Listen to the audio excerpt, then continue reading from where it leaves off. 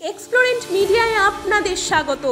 বিনোদন দুনিয়ার স্পটলাইট থেকে হারিয়ে যাওয়া সংস্কৃতি, বক্স অফিস থেকে সেলেব লাইফস্টাইল, গসিপ নয়, সঠিক খবর এবার দেব আমরা।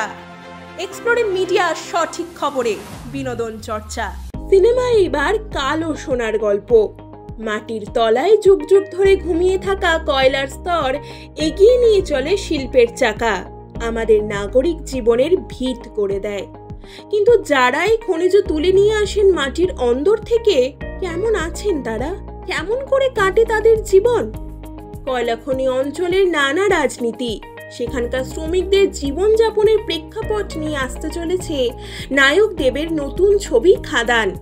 সুজিত দত্তের পরিচালনায় দেবের প্রযোজনা সংস্থা এবং সুরিন্দর ফিল্মসের যৌথ প্রযোজনায় আসতে চলেছে এই ছবিটি। মূলত শ্যাম মাহাতো ও মোহন দাসের বন্ধুত্ব এবং তাদের সম্পর্কের নানা উত্থান পতনের গল্প নিয়ে তৈরি করা হয়েছে এই ছবিটি।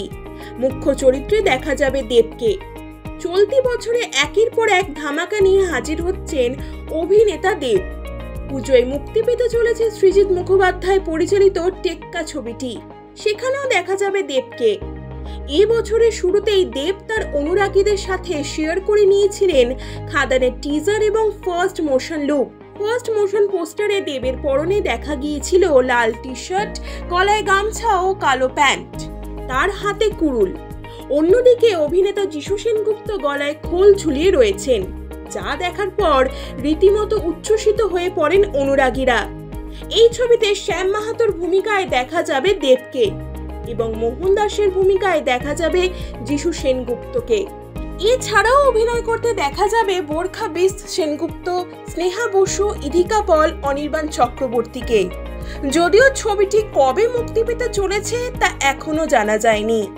এছাড়াও কানাঘুষো শোনা যাচ্ছে এই বছরের শেষে পরিচালক অভিজিৎ সেনের ছবিতে নাকি অভিনয় করতে চলেছেন দেব।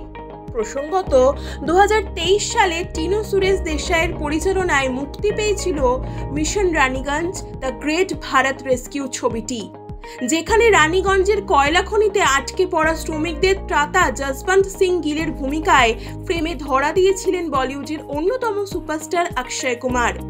এবার দেবের খাদান কিভাবে দর্শকদের মনে জায়গা করে নিতে পারে সেটাই দেখার।